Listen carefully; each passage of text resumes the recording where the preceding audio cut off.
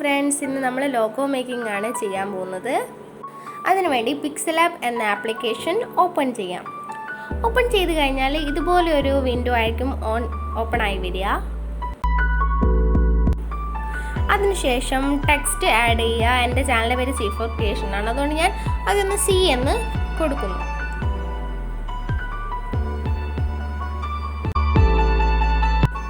ഇനി നമുക്ക് നല്ല ഫോണ്ട് കൊടുക്കണം. ഇതിൽ തന്നെ ഒരുപാട് ഫോണ്ട്സ് ഉണ്ട്. ഞാൻ ഡൗൺലോഡ് ചെയ്ത ഒരു ഫോണ്ടാണ് കൊടുക്കുന്നത്.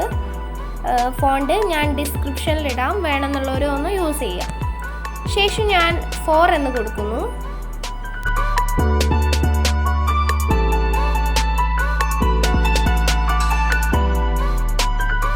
സിക്ക് കൊടുത്ത സെയിം ഫോണ്ട് തന്നെ ഞാൻ 4നും കൊടുക്കുവാണ്. ഇനി സൈസൊക്കെ അഡ്ജസ്റ്റ് ചെയ്ത് ഒന്ന് സെറ്റാക്കി വെക്കുക. ഞാനിപ്പോൾ C മുകളിലും പിന്നെ 4 താഴെയായിട്ടാണ് വെക്കുന്നത്. നിങ്ങൾക്ക് നേരെ വെക്കുന്നെങ്കിൽ നേരെ വെക്കാം. ഇനി ഇത് ഗ്രൂപ്പ് ചെയ്ത് കൊടുക്കാം.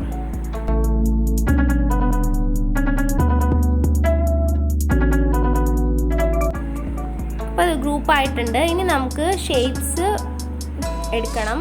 ഒരു സ്ക്വയർ ഷേപ്പ് എടുത്തിട്ടുണ്ട്. പിന്നെ ഞാനിപ്പോൾ ഇതിൽ കാണിക്കുന്ന ആ ഒരു ഡയമണ്ട് ഷേപ്പ്, ആ ഒരു ഷേപ്പിലും എടുത്തിട്ടുണ്ട്. ഇനി 2 ഷേപ്പിനും കളർ കൊടുക്കണം. ഡിഫറെൻറ്റ് കളർ ആകുന്നതായിരിക്കും നല്ലത്. നമ്മൾ നെയിം സെറ്റ് ചെയ്ത് വെച്ച ആ ഒരു മെയിൻ ലോഗോനും ഒരു കളർ കൊടുക്കുന്നത് നല്ലതായിരിക്കും.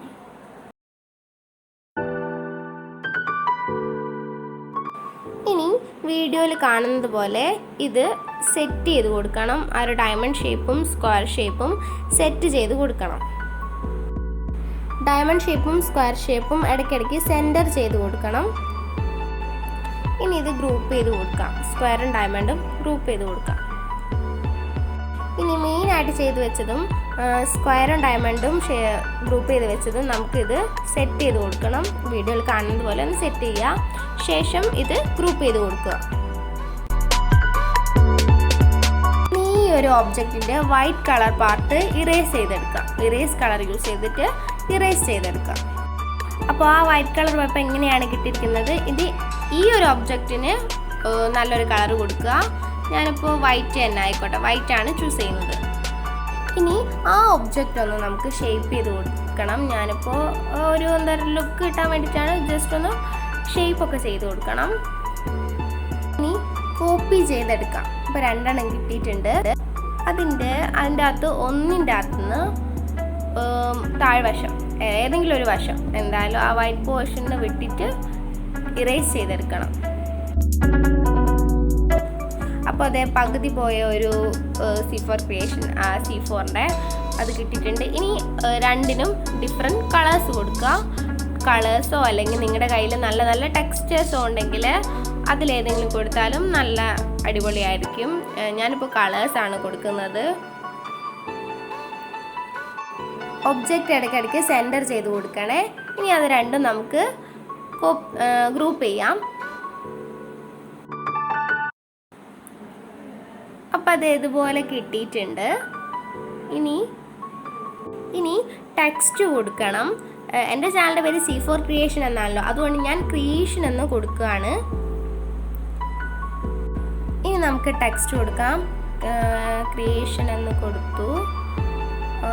ഇനി ഇതിന് നല്ല ഒരു ഫോണ്ട് കൊടുക്കണം. ഞാൻ ഡൗൺലോഡ് ചെയ്ത് വെച്ച ഫോണ്ടിൽ ഏതെങ്കിലും ഒന്നാണ് കൊടുക്കുന്നത്. ഏതാണ് നല്ല ഭംഗിയുള്ള ഫോണ്ട്? ഇത് കുഴപ്പമില്ല. ഓക്കെ, എന്നാൽ ഞാൻ ഇതാണ് കൊടുക്കുന്നത്. ഫോണ്ട്സ് ഞാൻ ഡിസ്ക്രിപ്ഷനിലിടാം. ഇനി ഇതിൻ്റെ സൈസൊക്കെ ഒന്ന് കൂട്ടി കൊടുക്കുക, സെറ്റ് ചെയ്ത് കൊടുക്കുക. ഇനി അതിന് നല്ലൊരു കളർ കൊടുക്കുക, ബ്ലാക്ക് ആ ഒരു കളർ. ഇനി ഗ്രേഡിയൻ്റ് ആണെങ്കിൽ തന്നെ നമുക്ക് നല്ല ഗ്രേഡിയൻസ് ഉണ്ടാക്കാം. ഞാൻ അതൊന്ന് കൊടുത്തിട്ട് ഇമേജ് കളർ ഒന്ന് സെലക്ട് ചെയ്യണം. ഏത് കളർ വേണമെങ്കിലും സെലക്ട് ചെയ്യാം. ഗ്രേഡിയൻറ്റ് കൊടുക്കുകയാണെങ്കിൽ ഗ്രേഡിയൻറ്റ് കൊടുക്കാം. വേറെ ഇമേജ് കയ്യിലുണ്ടെങ്കിൽ അങ്ങനെയും കൊടുക്കാം. അപ്പോൾ ഇമേജ് കളർ കൊടുത്തു കഴിഞ്ഞ ശേഷം ഒരു ലുക്ക് കിട്ടുന്നില്ല.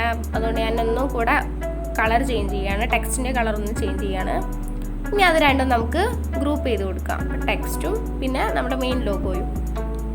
ഓക്കെ, നമ്മുടെ കംപ്ലീറ്റ് പരിപാടിയും കഴിഞ്ഞിട്ടുണ്ട്. ഇനി ഈ ഒബ്ജക്റ്റ് ഒന്ന് സെൻറ്റർ ചെയ്ത് കൊടുക്കണം. ഓക്കെ, സെൻറ്റർ ചെയ്ത് കൊടുത്തു. അപ്പോൾ എൻ്റെ ലോഗോ ഇഷ്ടപ്പെട്ടിട്ടുണ്ടെങ്കിൽ ലൈക്ക് ചെയ്യുക, ലോഗോ മേക്കേഴ്സ് ഒക്കെ ഉണ്ടെങ്കിൽ ഒന്ന് ഷെയർ ചെയ്യുക. സിമ്പിളായിട്ട് ലോഗോസ് ഉണ്ടാക്കാം. ഇനി നമുക്കിത് സേവ് ചെയ്യണം. സേവ് ചെയ്യാൻ വേണ്ടി ആ 3 ഡോട്ട് ക്ലിക്ക് ചെയ്ത് കഴിഞ്ഞാൽ എക്സ്പോർട്ട് ഇമേജ് ക്ലിക്ക് ചെയ്തിട്ട്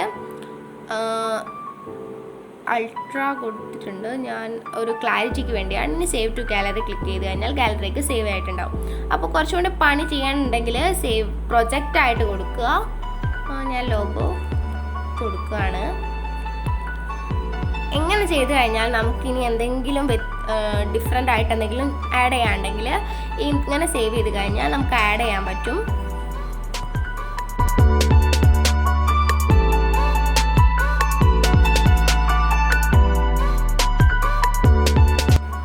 ഓക്കെ, ഇനി ഞാൻ അല്ലാതെ ചെയ്തിട്ടുള്ള ഇതിപ്പോൾ നമ്മൾ ചെയ്ത ഇത് നല്ല ക്ലാരിറ്റി ആയിട്ട് അൾട്രാ കൊടുത്തത് കൊണ്ട് തന്നെ നല്ല ക്ലാരിറ്റി ആയിട്ട് തന്നെ ഇമേജ് കിട്ടിയിട്ടുണ്ട്.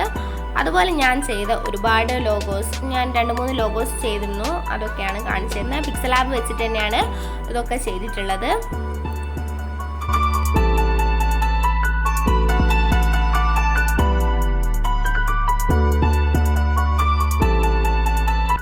ഇതിപ്പോൾ നമ്മൾ ചെയ്ത ആ ഒരു ലോഗോ നല്ല ക്ലാരിറ്റീഡ് ആയിട്ടുള്ള ലോഗോ. നമുക്ക് കളറൊക്കെ ചേഞ്ച് ചെയ്യാൻ നിങ്ങളുടെ ഇഷ്ടം.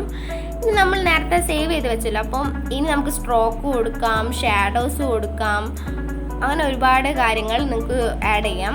ഞാൻ ചെറുതായിട്ടൊന്ന് കാണിക്കുകയാണ്, ഒരു ലുക്കൊക്കെ കിട്ടാൻ വേണ്ടിയിട്ട്. നമുക്കൊരു 3D എഫക്റ്റൊക്കെ വേണമെങ്കിൽ അങ്ങനെ ചെയ്യാം. അങ്ങനെ ഒരുപാട് കാര്യങ്ങളുണ്ട്. പിക്സൽ ആപ്പിൽ തന്നെ ആപ്പ് ഡൗൺലോഡ് ചെയ്ത് കഴിഞ്ഞാൽ നിങ്ങൾക്ക് ഒത്തിരി കാര്യങ്ങൾ ചെയ്യാൻ പറ്റും.